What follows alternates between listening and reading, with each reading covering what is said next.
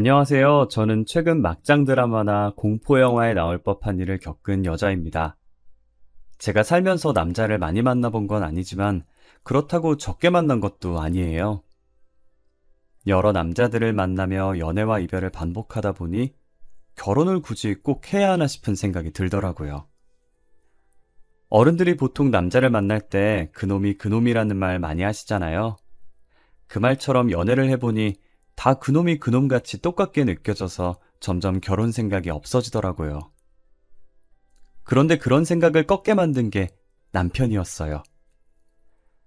저희 남편을 만나면서 참 특이한 사람이다, 같이 살면 재밌겠다라는 생각을 하다가 어느새 결혼까지 하게 되었네요. 남편은 제게 고백했던 것도 보통의 고백과는 많이 달랐어요. 소연 씨, 저 오늘 아니면 이 말 영원히 못할 것 같아서요. 무슨 말인데요? 도대체 무슨 말이길래 표정이 심각해요? 데이트를 마치고 집으로 가는 길에 남편이 제 손목을 잡고 돌려 세우더니 뜸을 들이고 머뭇거리는 거예요. 저는 드디어 남편이 제게 고백한다는 생각에 마음이 들떠 있었어요. 고백하면 바로 받아주겠다며 속으로 쾌재를 부르고 있는데 대뜸 자신의 가정사를 말하더라고요. 소연 씨, 저는 남들과는 다르게 부모님이 안 계세요. 두 분 다 오래전에 돌아가셨거든요. 네? 저는 상혁 씨가 겉보기엔 밝아 보이셔서 그런 아픔이 있는지 몰랐어요. 그런 표정으로 보실 필요 없어요. 오래된 일인걸요. 제가 가족에 대한 정이 뭔진 잘 모르지만 소연 씨한테 어떤 남자들보다도 더 잘해줄 자신 있어요.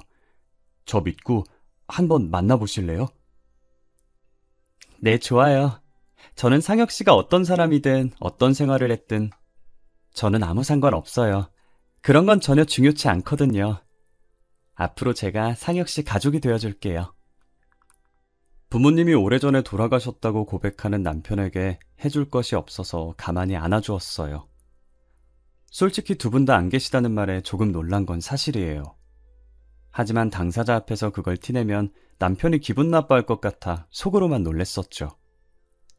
오히려 충격 고백에 남편은 정말 진솔한 사람이었고 저를 진심으로 사랑한다는 걸 느꼈어요. 본인의 약점까지 전부 드러낼 정도로 저를 많이 믿는 것 같아 더 좋아해버렸죠. 보통 저희 나이가 되면 이제 결혼까지 보고 연애를 할 텐데 부모님이 안 계시다고 하면 망설이는 사람들이 간혹 있잖아요. 당사자들은 상관없겠지만 부모님들이 옛날 분이시라 부모 없는 사람과의 결혼을 안 좋아할 수도 있으니까요. 저희 부모님은 옛날 분이신 것 치고는 나름 신세대 마인드이신 편이지만 아직까지도 고지식하신 면이 없지 않아 있으세요. 분명 결혼을 한다고 하면 부모님이 안 계시다는 이유로 반대를 하실 거라 예상되는데 저는 부모님을 꺾을 자신이 있었어요. 남편은 당시 조그만 원룸에서 살고 있었어요. 혼자 사는 남편이 안쓰럽기도 하고 외로워 보이기도 해서 매일 자취방에 찾아갔고 항상 양손 가득 음식을 들고 갔어요. 짠! 나 기다렸지? 오늘도 반찬 양껏 가지고 왔어. 오빠 계란말이 좋아하잖아. 계란말이 많이 먹으라고 한 통 가득 가지고 왔어. 안 그래도 된다니까 매번 미안하게. 고마워. 소연이 너 때문에 내가 사는 것 같아. 너 없었으면 진짜 어쩔 뻔했어. 그러게. 오빠 나 없었으면 어쩔 뻔했어? 이거 다 먹으면 말해. 미안해서 또 말 안 하고 그러지 마. 내가 좋아해서 하는 거니까 미안할 필요 없어. 전날 마트에서 사놓은 식자재로 새벽부터 반찬을 만들어 놓고 남편 집으로 가져다 줬어요. 남편은 항상 미안해했지만 제가 준 반찬을 깨끗하게 다 먹고 빈통을 꺼내 놓더라고요. 식탁 위에 올려진 빈통을 보면 맛있게 먹어준 것만으로 너무 감사했어요. 그러다 한 번은 제가 주말이기도 하고 게으름을 부리고 싶어서 저녁에 찾아간 적이 있었어요. 역시나 양손 가득 들고 온 무거운 반찬통들을 내려놓고 남편 집 앞에 서서 벨을 눌렀는데 분명히 안에 있을 남편이 아무리 벨을 눌러도 문을 안 열어주는 거예요. 제가 문을 살짝 두드리면서 남편을 외치니 그제서야 문이 열리기 시작하더라고요. 뭐야, 집에 있으면서 왜 문을 안 열어줘? 내가 몇 번이나 벨을 눌렀는데. 아, 다른 사람인 줄 알았어. 올 거면 연락이라도 하고 오지. 내가 언제는 연락하고 왔었나? 여기 찾아올 사람이 나 말고 또 있나 봐? 아니야, 그런 거. 우와, 오늘도 내가 좋아하는 반찬들 많네. 진짜 맛있겠다. 메추리알 먹고 싶었던 거 어떻게 알았지? 남편 집에 올 사람이 없는데 다른 사람인 줄 알고 문을 안 열었다길래 내심 누군지 궁금했었죠. 제가 이 야심한 밤에 누가 오냐고 물었지만 오히려 시선을 회피하고 제가 들고 온 반찬을 손가락으로 집어먹더라고요. 제 성격이 단순해서 당시에는 더 파고들 생각을 하지 않았고 그저 제 반찬을 맛있게 먹는 남편을 흐뭇하게 봤었어요. 반찬을 냉장고에 넣어주고 간단하게 남편의 집을 치워준 후 집으로 돌아가려고 신발을 신고 있었어요. 남편은 가려는 저를 다급하게 부르더라고요. 저기 소연아! 응? 왜? 나한테 할 말이라도 있어? 다음부터는 오늘처럼 저녁 시간에 오지 마. 위험하잖아. 지금도 봐. 벌써 밖이 어둡잖아. 으이그, 알겠어. 지금도 이러는데 우리 결혼하면 오빠 진짜 팔불출되는 거 아니야? 세상이 하도 흉흉하니까 그렇지. 항상 조심하고. 알겠지? 내가 한두 살 먹은 어린애도 아니고. 알겠네요. 남편은 제게 다음부턴 저녁 시간에 오지 말라고 당부하고 또 당부했어요. 저는 하도 말이 많은 세상이다 보니 저녁에 돌아다니다 제게 무슨 일이라도 생길까 진심으로 걱정돼서 한 말인 줄 알았어요. 그렇게 2년 정도 남편과 연애를 하고 드디어 결혼을 하기로 약속을 했어요. 남편은 돈을 열심히 모아서 얼른 집 사야 한다며 최대한 외출도 줄이고 밖에서 밥도 잘 안 사 먹는 양반이었어요. 물론 데이트도 제 자취방이나 남편 자취방에서 영화 보고 배달음식 시켜 먹는 게 다였는데 어느 날 남편이 자취방이 아닌 레스토랑에서 저를 부르더라고요. 뭐야? 보너스라도 받았어? 갑자기 웬 레스토랑? 레스토랑도 레스토랑인데 우리 밖에서 만나는 거 진짜 오랜만 아니야? 그러게, 얼마만이지? 마지막으로 밖에서 데이트한 게 언제인지도 기억도 안 날 정도네. 뭐야, 오빠. 레스토랑이라고 꾸미고 나온 거야? 머리도 올렸네? 그러는 너는? 매일 추리닝 입다가 오늘 원피스 입고 나와놓고 어디서 사돈 낱말하고 있어. 나 향수도 1년 반 만에 뿌려보잖아. 그래도 레스토랑인데 패션에 힘 좀 써야지. 안 그래? 그래서 뭔데? 왜 레스토랑에서 보자고 한 거야? 진급했어? 저는 간만에 밖에서 데이트하는 거라 많이 들떴었어요. 그리고는 화장을 수정하려고 가방에서 립스틱을 꺼내 바르고 있었어요. 남편은 제가 들고 있던 거울 밑으로 조그만 상자를 내밀더라고요. 저는 사이즈만 봐도 반지 케이스인 걸 눈치를 챘고 너무 놀라서 순간적으로 립스틱을 떨어뜨리고 소리를 질러버렸어요. 제 목소리에 사람들이 저희를 쳐다봤고 저는 입을 막은 채 쳐다보는 사람들에게 죄송하다고 고개를 숙였어요. 이거 뭐야? 반지 아니야? 맞아, 열어봐. 너가 좋아할 것 같아서 사봤어. 너무 이쁘다. 나 반지 선물 처음 받아봐. 이거 커플링이야? 결혼 반지 겸 커플링? 소연아, 우리 결혼하자. 내가 정말 잘할게. 잘할 자신 있어. 결혼하면 지금처럼 친구같이 재밌게 살자. 든든하게 잘 먹여서 데리고 가려고 비싼 레스토랑에서 보자고 했구만. 그래, 결혼하자. 죽이 되든 밥이 되든 한번 같이 살아보자. 저는 남편의 프로포즈를 받아들였고 쇳불도 단김에 뺀다고 며칠 뒤 저희는 바로 저희 부모님을 만나러 갔어요. 앞서 말한 것처럼 저희 부모님께서 고지식한 면이 조금 있어서 걱정을 했었어요. 혹시나 남편 부모님의 부재를 흠으로 잡고 결혼을 반대하지 않을까 하고요. 하지만 제 걱정과는 달리 부모님이 남편을 따뜻하게 맞이해 주더라고요. 제게도 묵묵했던 아버지는 다소 서툴지만 진심을 다해 안아주었고 어머니는 남편 손을 꼭 잡고 고생 많았다고 어서 들어오라고 하셨죠. 안 그래도 우리 딸한테 들었어요. 혼자서 고생 많이 했겠네. 잘 왔어요. 어서 들어와요. 그동안 많이 힘들었을 텐데 잘 버텨줘서 너무 고마워요. 그리고 철부지 우리 딸 잘 챙겨줘서 너무 고마워요. 아니에요. 소연이가 얼마나 어른스러운데요. 철부지는 오히려 전걸요. 아마 부모님들 앞이라서 철없는 모습만 보이는 것 같은데 알고 보면 저보다 성숙한 사람이에요. 어머, 말도 어쩜 이렇게 잘할까. 앞으로 우리를 부모님이다 생각하고 편하게 지내요. 우리도 아들 하나 생겼다 생각하고 우리 딸보다 더 잘 챙겨줄 테니까. 엄마, 나 막 서운하려고 그래. 사위사랑은 작물하더니 벌써부터 오빠 챙기는 거야? 딸이 듣는 앞에서 딸보다 더 잘 챙겨준다고 하고. 나 진짜 서운해. 딸, 아빠가 있잖아. 아빠는 항상 너가 1순위다. 알지? 저희는 화기애애한 분위기로 별다른 문제 없이 결혼 허락을 받았고 남편의 부모님께서 안 계시니 상견례 없이 일사천리로 결혼을 진행했어요. 남편이 그동안 집 산다고 돈을 열심히 모으긴 했지만 턱없이 부족해서 신혼집은 대출과 부모님 도움을 조금 받아서 제가 장만했고 남편은 혼수가전을 해오기로 했습니다. 신혼여행 가 있는 동안에 혼수가전들이 하나둘씩 도착했어요. 휑했던 집이 신혼여행 후 돌아와 보니 제법 사람 사는 집같이 꾸며져 있더라고요. 이쁜 그릇들과 커플 앞치마까지 세팅해 놓은 주방은 보고만 있어도 기분이 좋아졌죠. 우리가 진짜 결혼을 했구나, 신혼이 이런 거구나 싶었어요. 오빠, 우리 드디어 말로만 듣던 신혼이야. 나 너무 설레. 그렇게 좋아? 아주 입이 귀에 걸렸네. 당연히 좋지. 오빠는 안 좋아? 사놓은 접시들이 너무 귀엽다. 그치? 우리 맛있는 거 많이 해 먹자. 나도 좋아. 우리 앞으로 이 접시가 닳아서 없어질 때까지 여기다 음식 올려서 먹자. 좋지. 나 요리 잘하는 거 알지?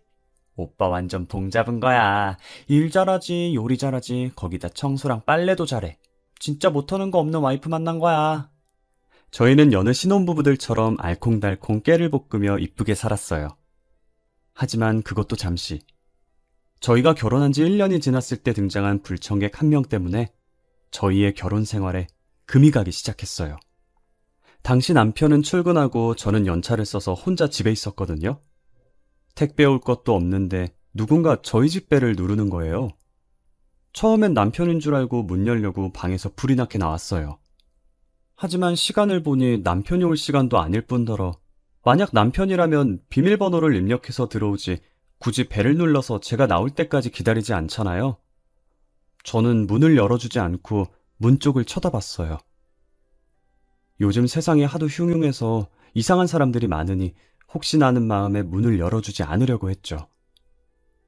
벨이 2번 정도 더 울렸지만 문을 열어주지 않았고 얼마 지나지 않아서 문 두드리는 소리가 들리더니 간간히 남편 이름을 부르는 목소리가 들리더라고요.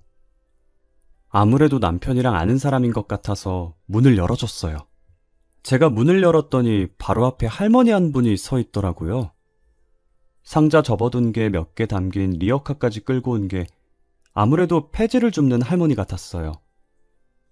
무슨 인연인지는 모르겠지만 남편과 안면이 있는 할머니인가 싶었어요. 아, 못 보던 아가씨네. 그 짝이 우리 상혁이 신보인가? 네, 그런데요. 저희 오빠랑은 무슨 사이시길래 저희 집까지 오신 거예요? 나는 상혁이 애미지. 상혁이가 내 아들이에요. 그게 무슨 소리예요? 저희 남편은 가족 없어요. 오래전에 돌아가셨다고 들었는데. 아니요. 내가 이렇게 두 눈 똑바로 뜨고 있는데 죽긴 뭘 죽어. 우리 영감도 아직 잘 살아있구만. 상혁이가 아가씨한테 말 안 했나 보네. 저는 이 상황이 너무 당황스러웠어요. 대뜸 리어카 끌고 와서 남편 찾는 할머니도 너무 당황스럽고 그 할머니가 자신이 남편의 친모라고 주장하는 것도 모두 황당했어요. 제가 무슨 반응을 보여야 할지 몰라서 문을 붙들고 할머니만 쳐다봤고 할머니는 다리 아프게 계속 자신을 여기다 세워둘 거냐고 집 안에 들어오려고 하시더라고요. 때마침 남편이 퇴근을 해서 집으로 들어오고 있었고 문 앞에 서 있는 저와 할머니를 보고 당황스러운 듯 보다가 저희 쪽으로 뛰어왔어요. 지금 여기서 뭐 하시는 거예요? 왜 여기까지 찾아왔어요? 이 정도 했으면 된 거 아니에요? 제가 이만큼 피해 다녔으면 제발 그만하고 가세요. 상혁아, 이 애미 한 번만 살려다오. 내가 얼마나 급하면 여기까지 찾아왔겠냐. 오죽 급했으면 이러겠냐고. 제발 애미 한 번만 살려주면 안 되겠어? 남편은 자신에게 매달리는 할머니를 매정하게 내쫓았고 그대로 현관문을 닫아버렸어요. 갑자기 벌어진 일에 놀라서 다시 문을 열려고 하는데 남편이 제 앞을 막더라고요. 뭐 하는 거야, 오빠? 오빠 친어머니라고 하던데 그렇게 내쫓으면 어떡해? 누가 내 어머니야? 내 어머니 아니야. 내가 전에 말했잖아. 부모님 돌아가셨다고. 미친 사람이니까 저 사람 말 들을 필요 없어. 처음 보는 남편의 단호한 표정에 기가 눌려서 저는 아무 말도 할 수 없었어요.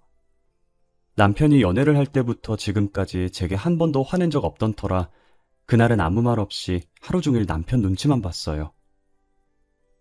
다음 날 주말이었고 남편이 친구를 만나러 가고 없을 때 할머니가 다시 찾아왔더라고요. 저는 문 앞에서 왔다 갔다 하며 열어줄까 말까 한참을 고민했어요. 무슨 사연인지 궁금해서 바로 문을 열어주고 싶다가도 제가 할머니를 만났다는 걸 알면 남편이 싫어할 것 같아서 많이 망설였어요. 하필 제가 궁금한 건 못 참는 성격이라 두 눈 꼭 감고 문을 열어버렸어요. 그리고 서서 할 얘기는 아닌 것 같아 할머니를 저희 집 안으로 들어오게 했어요. 물 한 잔을 할머니께 건네면서 남편과는 무슨 사이인지 여쭤봤어요. 혹시 실례가 안 된다면 저희 남편과 어떤 사이인지 자세히 설명해 주실 수 있나요? 안 그래도 그거 말해주려고 찾아온 거요. 나는 어제 말했다시피 상혁이 애미, 그리고 상혁이 애비는 사고로 식물인간이 돼서 지금 병원에 누워있고. 식물인간이요? 아니 어쩌다... 그건 너가 자세히 알 거 없고 내가 어제 찾아온 건 너무 급해서 어쩔 수가 없었어. 미안하다. 급하게 돈이 필요한데 내가 부탁할 곳이 아들밖에 더 있겠냐. 무슨 돈이 필요하시길래... 우리 상혁이한테 여동생이 하나 있는데 그것이 사고를 쳐서 임신을 한 거예요. 돈이 없어서 결혼식도 못 올리고 지 신랑이랑 따로 살고 있더라고. 아가씨 남자친구 쪽에서는 지원 못 해주신대요? 우리 집 가난한 집안이라고 결혼 허락도 안 해주는데 지원을 해주겠어? 그쪽 집안에서 나보고 3천만 원 혼수해올 자신 있으면 결혼 허락해준다더라. 네? 3천만 원이요? 그래, 3천만 원. 내가 당장 3천만 원이 어딨겠어. 그래서 염치 없는 거 알지만 울며 겨자 먹는 심정으로 여기까지 오게 된 거요. 혹시 3천만 원 있으면 어떻게 안 될까? 제가 3천만 원이 어디 있어요. 그리고 이건 제가 혼자 결정할 문제가 아닌 것 같아요. 제가 남편한테 말해볼 테니까 일단은 댁으로 돌아가 계세요. 아유, 고마워. 꼭 우리 아들한테 말 좀 잘 부탁함세. 저는 초면에 3천만 원 드리기도 못하고 3천만 원이 결코 적은 액수는 아니니 혼자서 결정할 문제가 아닌 것 같아서 일단 시어머니라고 주장하는 할머니를 돌려보냈어요. 남편은 할머니가 다시 찾아왔었다는 제 문자에 친구랑 놀다가 불이 나게 집으로 달려왔더라고요. 얼마나 뛰었던지 숨 넘어갈 듯이 헐떡거리면서 들어왔어요. 남편 이마에 맺힌 땀을 닦아주면서 할머니에게 들은 얘기를 남편에게 해줬어요. 아무 말 없이 고개만 끄덕이며 제 말을 듣다가 한숨을 내쉬더라고요. 사실 그 사람 친어머니 맞아. 내가 어릴 때 가난했었거든. 지금도 가난하고. 20살이 되던 해에 새 인생 살고 싶어서 부모님과 연 끊고 집에서 도망쳐 나왔었어. 그랬구나. 아버님은 지금 식물인간이라고 하시던데. 나도 어머니한테 들은 건데 아버지가 사고 나서 식물인간이 되셨더라고. 내가 집 나온 뒤로 어머니가 찾아와서 말씀하신 거라 무슨 사고가 났는지는 잘 몰라. 그러면 오빠가 없을 때 사고 나신 거네. 어떡해. 내가 결혼 전에 너한테 저녁 시간에는 찾아오지 말라고 했었던 거 기억나? 기억나지. 나 그 뒤로 저녁 시간엔 안 갔었잖아. 항상 그 시간이면 어머니가 찾아와서 나한테 돈 달라고 그랬었거든. 아버지 병원비가 만만치 않다면서. 혹시나 너랑 마주칠까봐 저녁에 오지 말라고 했던 거야. 신혼집 구할 때도 자취방이랑 멀리 떨어진 곳 구하자고 하더니 이게 다 어머님 때문이었어? 미리 말 못해서 미안해. 말없이 이사 가면 못 찾을 줄 알았는데 이렇게 찾아올 줄은 몰랐어. 내가 어느 회사 다니는지 아니까 퇴근 시간에 와서 나를 미행하신 것 같아. 시어머니는 결혼 전에 남편한테 돈 달라고 계속 찾아왔었다고 하더라고요. 남편도 처음에는 낳아주고 키워준 정이 있어서 돈 달라고 할 때마다 줬었대요.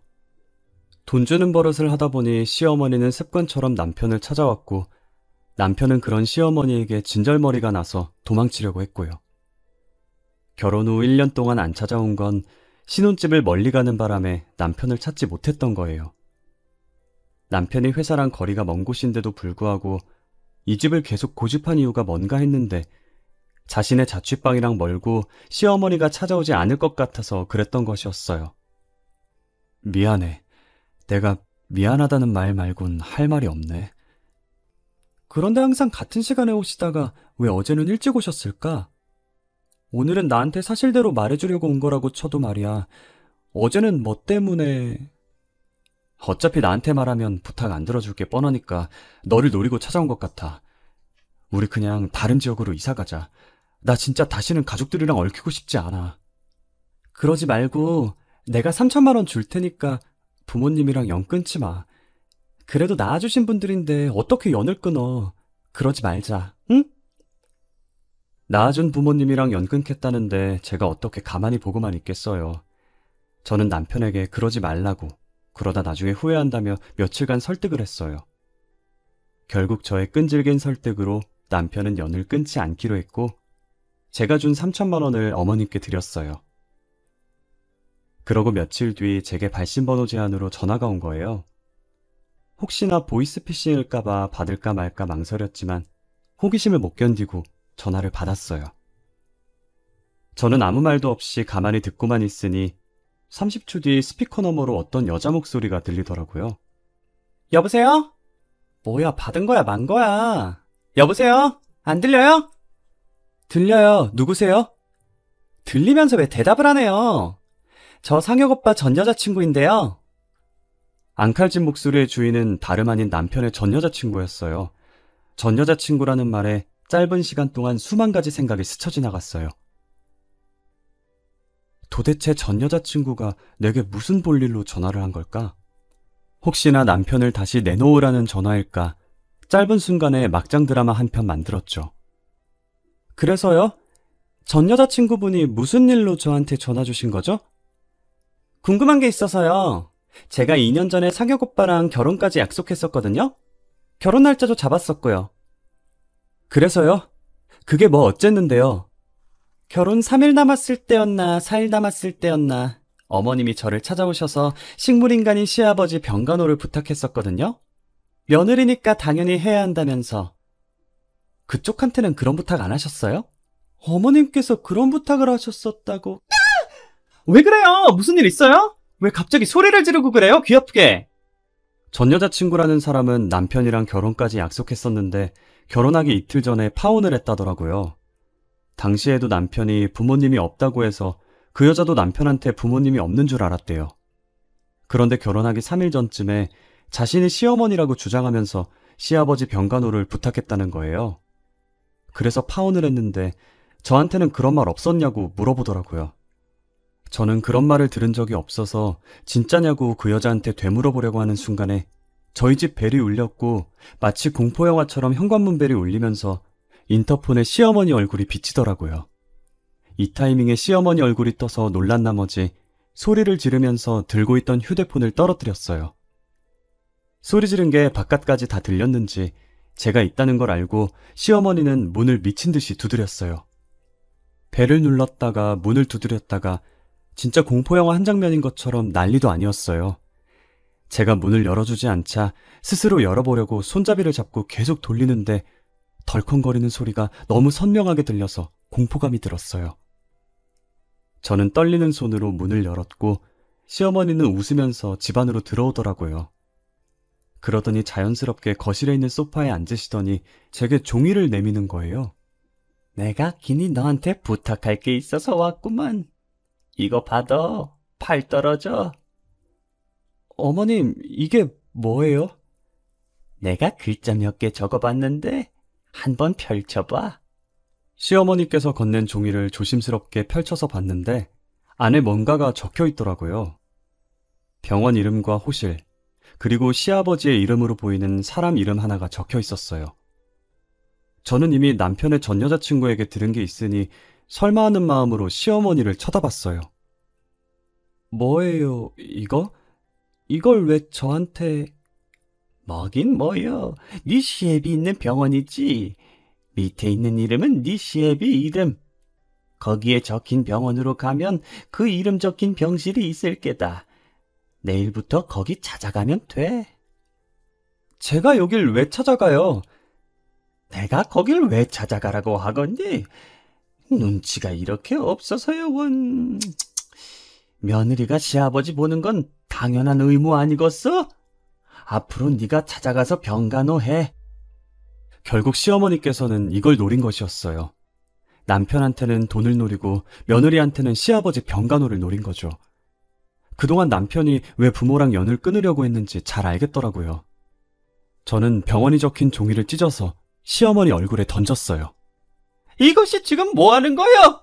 이게 어디서 배워먹은 버르장머리냔 말이요? 저 내일 당장 변호사 찾아가서 이혼 절차 밟을 거예요. 이혼하면 더 이상 며느리 아니죠? 저는 며느리가 아니라서 병간호할 수 없으니 어머님이나 실컷 하세요. 이게 지금 뭐라고 하는겨? 그리고 여긴 제 집이니까 나가주시겠어요? 남이 저희 집에 있는 거 굉장히 불쾌하네요. 저는 이제 이혼할 거라고 더 이상 며느리 아니니 시아버지 병간호를 할 수 없다며 시어머니를 집에서 내쫓았어요. 그리고 퇴근하고 들어온 남편에게 시어머니와 있었던 일을 이야기했고 이혼을 하자고 했어요. 우리 이혼하자.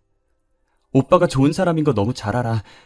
하지만 어머님이 살아계신 한 우리가 아무리 이사를 가도 어떻게든 찾아서 쫓아오실 분이야. 나는 어머니 감당 못하겠어. 그래, 그러자. 이혼해. 내가 대신 사과할게. 정말 미안해. 저는 남편과 합의 이혼을 했고 재산 분할이나 위자료 없이 정말 깔끔하게 이혼을 했어요. 집은 제가 산 거라 남편만 짐을 챙겨서 나갔어요. 남편은 그동안 모은 돈으로 어찌저찌 투룸 전세를 구했더라고요. 혼수 가전들은 남편이 해온 것이니 전부 남편의 집으로 보내줬어요. 이혼한 지 3일째 됐을 때 제 통장에 3천만 원 입금 알림이 와서 봤더니 남편인 거예요. 이게 무슨 돈인가 싶어서 놀라서 이혼 후 처음으로 전화를 했어요. 방금 3천만 원 보낸 거 뭐야? 왜 나한테 돈을 보내? 저번에 어머니한테 드렸던 3천만 원 다시 돌려줘야지. 이혼한 날 바로 주려고 했는데 집 구하느라고 돈을 다 썼더라고. 급한 대로 대출 받아서 보냈어. 안 보내줘도 돼. 오빠가 안 준다는 거 내가 주라고 고집 부렸던 거였잖아. 그래도 어떻게 그래. 어차피 정리하는 거 깔끔하게 하는 게 낫지. 그동안 미안한 일만 많았네. 과거는 다 잊고 새롭게 시작해. 너는 분명 잘할 수 있어. 내가 응원할게. 시어머니만 아니었어도 남편과는 절대 이혼할 일 없었을 거예요. 남편은 이혼했지만 끝까지 좋은 사람이고 저를 위해준 사람이죠. 남은 제 인생에서 이런 남자를 다시 만날 수 있을지 모르겠네요.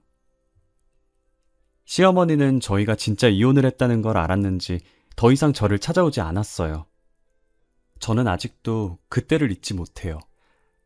인터폰에 웃고 있는 시어머니의 얼굴이 비치던 그때를 말이에요. 이혼의 이유가 남편을 잘못 만나서 헤어진 건 아니지만 잘못된 시어머니를 만날까봐 무서워서 아직 재혼은 꿈에도 못 꾸고 있네요. 남편이 숨기지 않고 솔직히 말했다면 제가 결혼을 했었을까요? 여러분들도 결혼하기 전에 상대방에게 숨겨진 가족이 있는 게 아닌지 꼭 확인하고 결혼하시길 바랄게요. 저처럼 뒤늦게 침몰하며 찾아와서 시부모 봉양하라고 명령하는 사람은 안 만나길 기도할게요. 제 사연 읽어주셔서 감사합니다.